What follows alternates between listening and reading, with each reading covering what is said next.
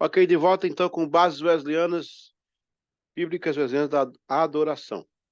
Nós vamos trabalhar um pouquinho mais a questão dos meios de graça. Essa última aula foi top aí, essa análise aí que nós fizemos aí da oração wesleyana em cima do texto de Atos capítulo 2, né, que deve ser também nosso DNA. Mas vamos trabalhar um pouquinho mais a questão dos meios de graça, porque também é uma das bases wesleyanas da adoração. Essa é a última aula que vai cobrir a base teológica e a base wesleyana. Agora a gente vai partir para a base prática, tá? Próxima aula já é praticidade, metodologia, construção de adoração local. Vai ser muito legal essa próxima fase aí. Vamos aqui a apostila 21, meus amados. Meus amados e minha amada, né? Tá? Eu tenho uma irmã no meio para abrilhantar essa classe aí, né? Glória a Deus. Os meios de graça na adoração wesleyana. Eu já falei sobre isso há pouco, né? Inclusive até o Daniel, no áudio dele, estava ressaltando como ele aprendeu e tal, foi uma coisa nova para ele. Isso é muito bom. É bom porque o conhecimento está chegando, a gente vai ampliando. E é por essa razão que estamos aqui no seminário, para aprender, né? A experiência da presença de identidade de Deus podem ser avaliadas como sendo autenticamente wesleyana ou wesleyano.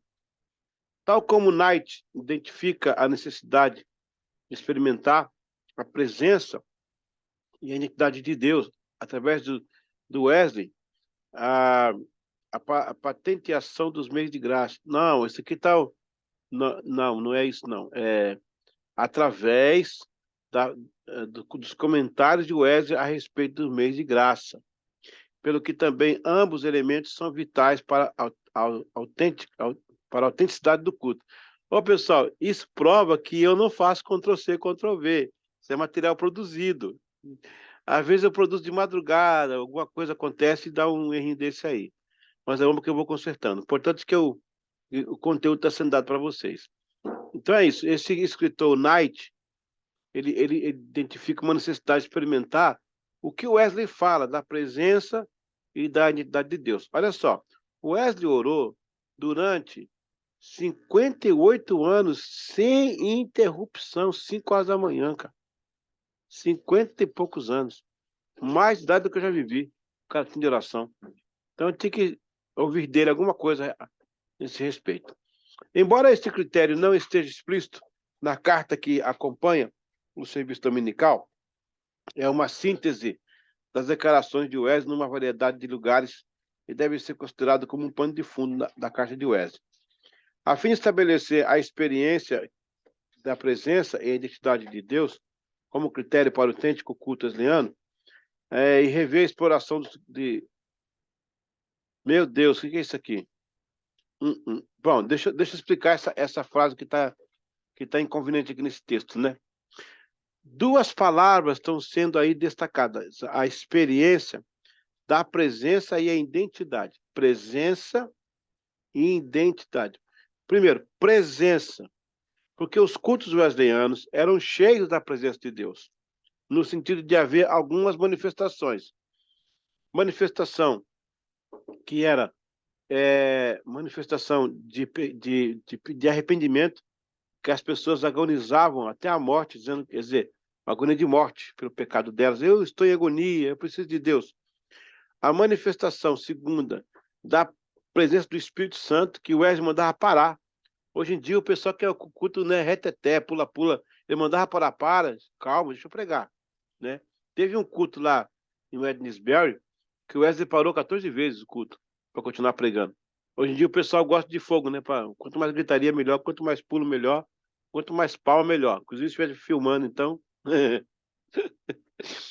Terceira manifestação. Manifestação demoníacas. Pessoas demoniadas mesmo. Eu tenho um livro do Fitched, que fala que o Wesley expulsava demônios mesmo. Inclusive, tem um relato de um demônio que ele foi expulsar, que ele falou assim, pessoal, chegou na casa lá, falou, gente, esse demônio, vamos expulsar cantando. Eles começaram a cantar, o demônio foi embora. Então, é isso que aqui, né, no texto está colocando, a presença de Deus. E a identidade, por quê? Porque, primeiro, a base wesleyana era bíblica, ela evocava a identidade bíblica. Lembrando que naquela época já havia as encíclicas papais. As encíclicas papais, às vezes, assumiam um lugar maior do que a Bíblia. Porque não diz que o Papa é infalível? E o Wesley ele trouxe o povo para a identidade de Deus dentro da Bíblia. Então, é isso que o texto está falando aí. Presença de Deus. Este ponto identifica alguns dos meios de graça de Wesley, que encoraja a abertura para a presença de Deus, incluindo a comunidade cristã, obras de misericórdia, oração contemporânea, jejum, os meios gerais de graça. Esses últimos incluem a obediência universal e a guarda dos mandamentos. Observar, negar-se a si mesmo, tomar diariamente na cruz o exercício da presença de Deus. A adoração da sociedade metodista inclinou-se fortemente nessa direção, como tem sido típico do culto nazareno histórico. O perigo de se inclinar demasiado para esta direção, sem o equilíbrio proporcionado pela identidade de Deus, é que os adoradores cairão na armadilha do emocionalismo. Os adoradores tornam-se facilmente subjetivos. No entanto, este aspecto do culto é essencial para salvaguardar contra os mortos ritualismo. Impede os adoradores de terem a forma de piedade sem poder. Piedade sem poder.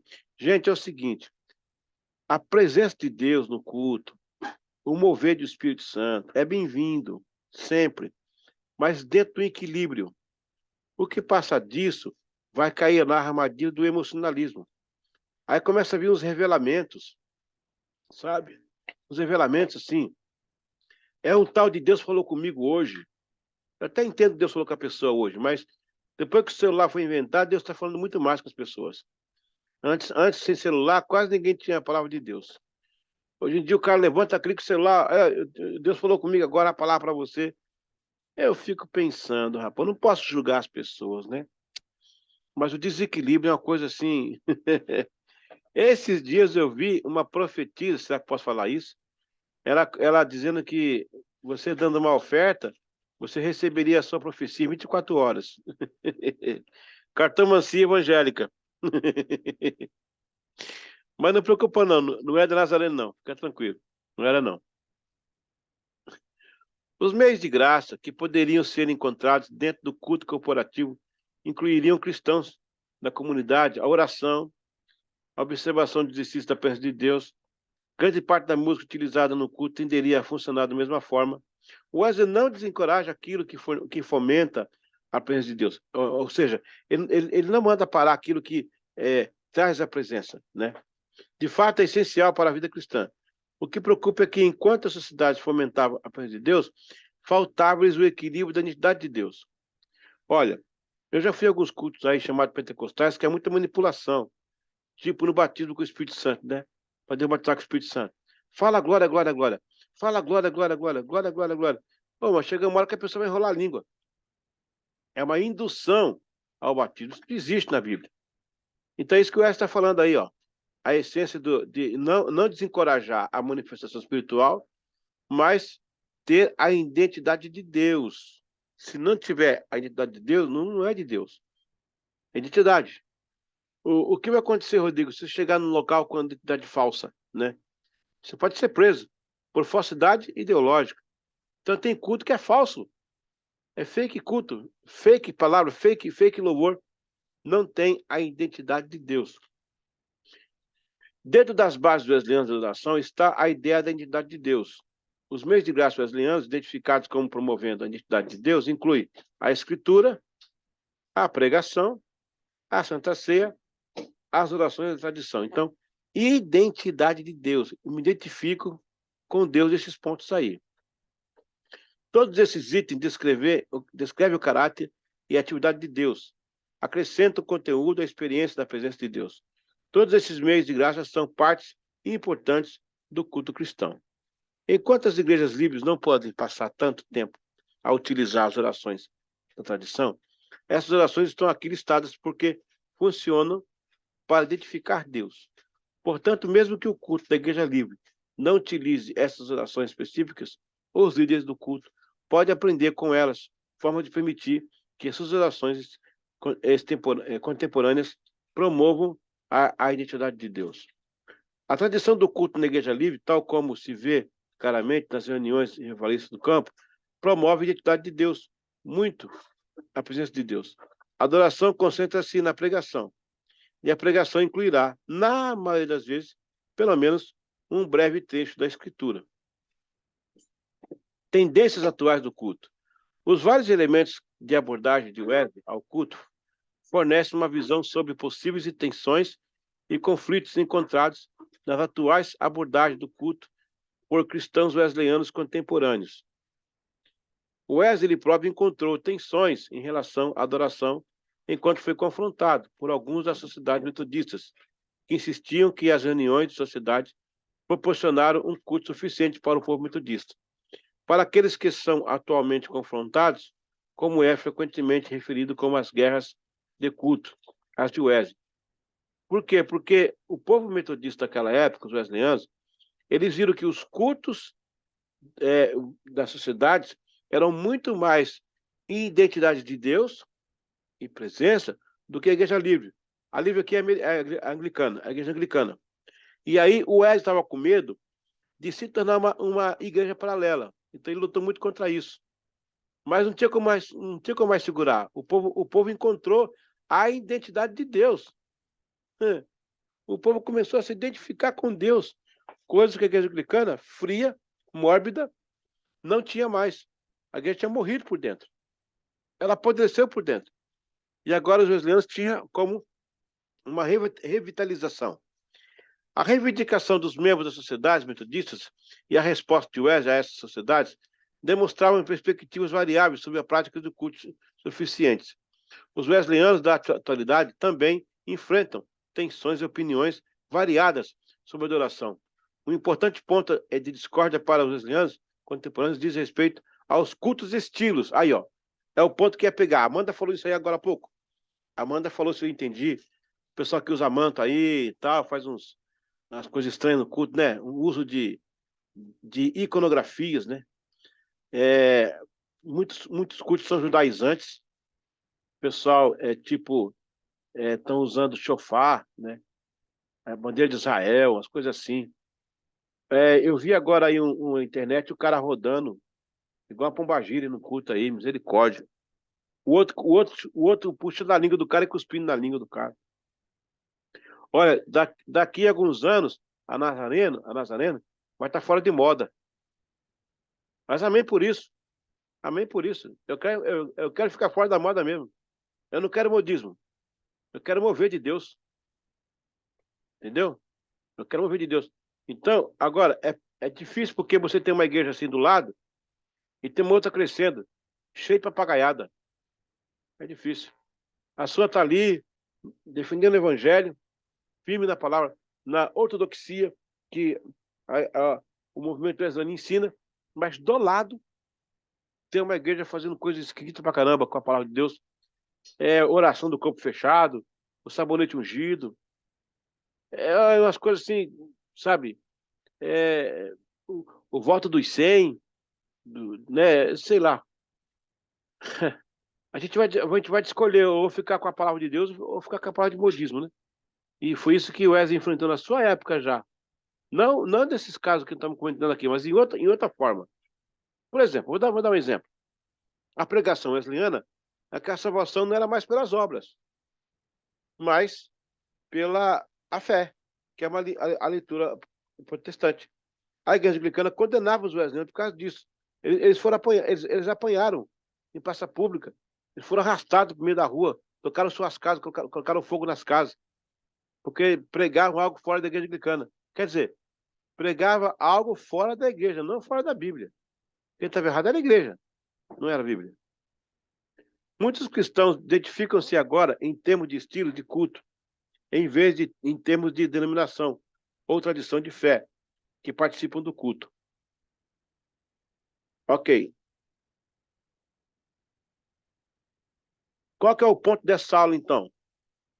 É a identificação do estilo de culto dentro dos meios de graça. Quais são os meios de graça particulares? Oração, palavra, meditação, compartilhar a Santa Ceia.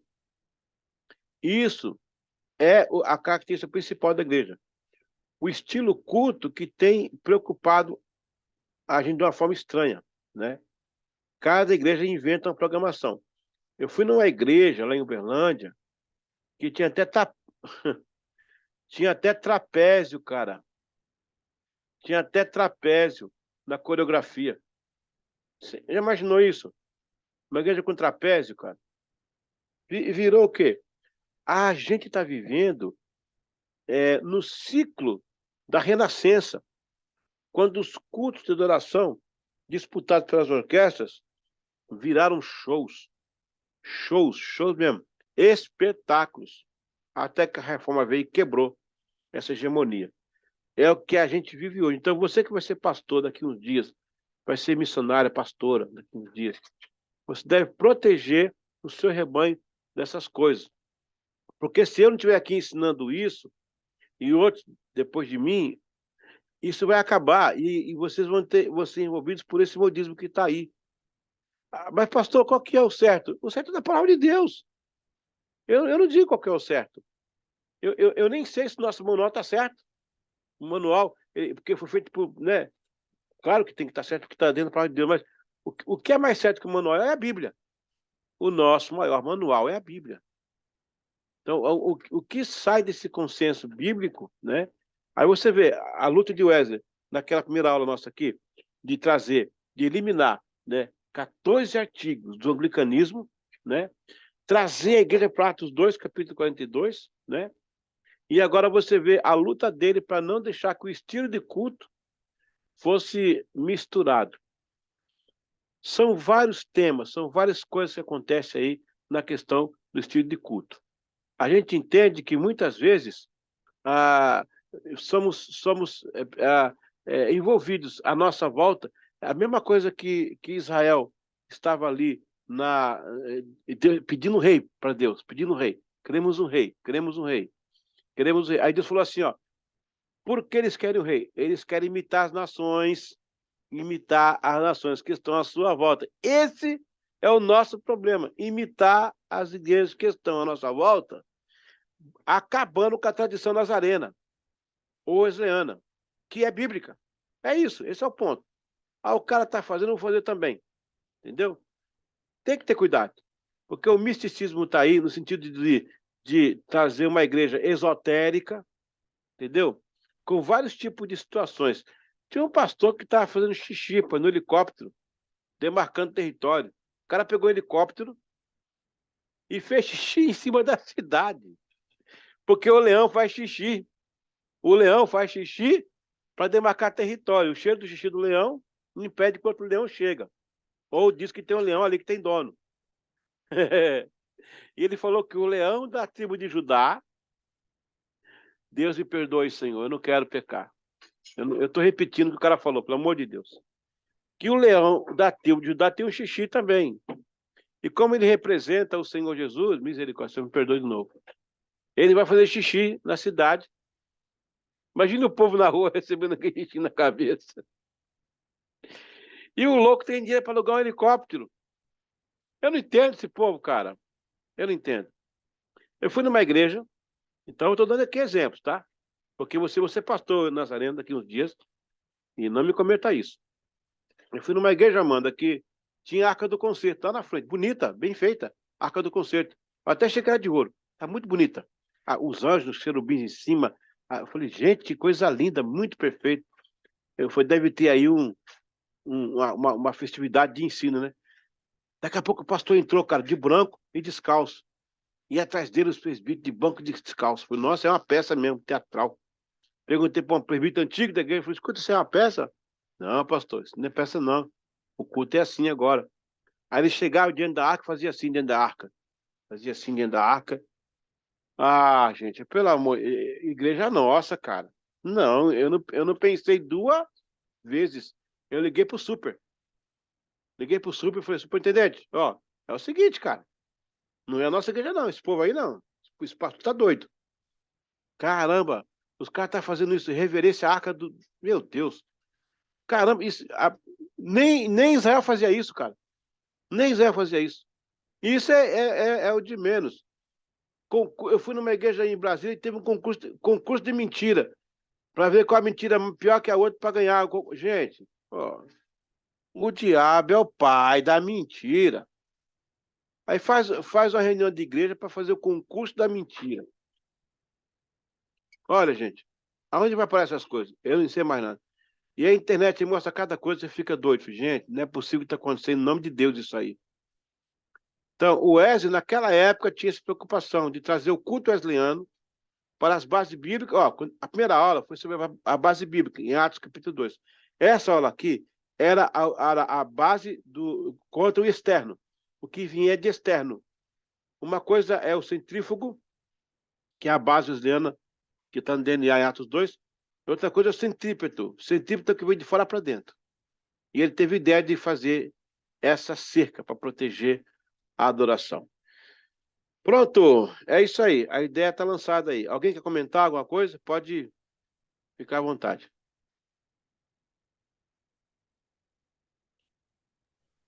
Vai lá, Rodrigo. Ô, pastor, eu queria fazer mais uma pergunta, né? É, né, ali naquele texto ainda, né, de Atos 2 tem ali a parte que fala assim, partiam o pão, né, de casa e junto participavam das refeições. Essas igrejas em célula é uma forma errada de trabalhar também? Não, é bíblica. É bíblica. É bíblica, né? Desde que não seja igrejinhas. Presta atenção. A igreja mãe existe e ela alimenta as pequenas igrejas em casas. Bom, Isso. eu não sei como é que a Nazarene trabalha, mas na Wesleyana, o pequeno grupo, ele não é uma igrejola lá, uma igrejinha separada da igreja mãe. Porque olha só, aqui tá minha mão, tá? São 5 dedos, certo? Se eu cortar o mindinho, pá, ele continua sendo meu dedo? Continua. Ele é meu dedo, foi cortado. Mas ele está tendo circulação? Não, não tem mais circulação. Ele tem meu sangue bombeando agora por ele? Não, não tem mais, porque está cortado do dedo. Então tem pequeno grupo que corta da igreja, a igreja mãe e fica lá um pedaço. Tipo assim, o pessoal tá fazendo, pegando dízimo, fazendo batismo, dando ceia, fazendo tudo que uma igreja grande faz. Então, há coisas que o pequeno grupo faz que não deve ser feito, porque é a igreja mãe que deve fazer. Então, ele não pode ser. Porque um pequeno grupo com muito poder, ele pode acabar dividindo a igreja e sair num grupo para começar outra igreja por causa disso aí. Tem que ter muito cuidado. Por isso que nós não chamamos de líderes, chamamos de anfitrião, para evitar que se dê toda essa gama de poder ao líder local. Não sei se é essa a pergunta que você conseguir responder a pergunta aí, mas é bíblico, o pequeno grupo é bíblico. Porque o pequeno grupo é bíblico, né? E os wesleyanos Não, começaram tá. com o pequeno grupo também. Foi a base deles, pequeno grupo, que são as sociedades, os clãs, as bandes, né? E as classes. Alguém mais quer comentar Amém. alguma coisa?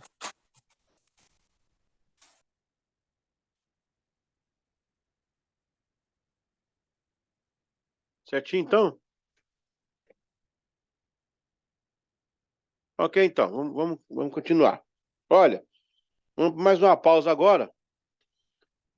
A gente volta agora, agora muda completamente a nossa aula. Agora vamos para metodologias, práticas e como organizar um trabalho litúrgico, como organizar uma adoração local. Vai ser muito legal daqui para frente, tá?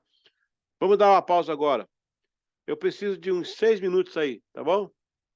Para vocês também, para tomar uma água mesmo. Eu vou aqui me alimentar de alguma forma para continuar a aula. 6 minutinhos, a gente volta aí, tá? Valeu, gente. Glória a Deus.